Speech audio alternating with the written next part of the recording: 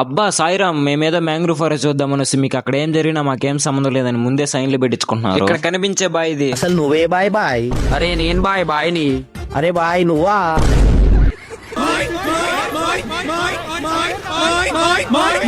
Israel అంటే అక్కడ వాళ్ళ దేశంలో వారు జరుగుతా ఉంటే ఇక్కడ బాగా ఎంజాయ్ చేస్తున్నాడు. ఇదైతే డే 2 ఇన్ కేరళ. ఫస్ట్ అయితే కపిల్ బీచ్ కి వచ్చాం. బీచ్ పక్కనే ఉన్న లేకులు అయితే కొబ్బరి చెట్లతో వ్యూ మాత్రం భలేగుంది. బోట్ ఎలా నడపాలని రూల్స్ చెప్పి బోట్ తో అయితే నీళ్ళలోకి వదిలేరు.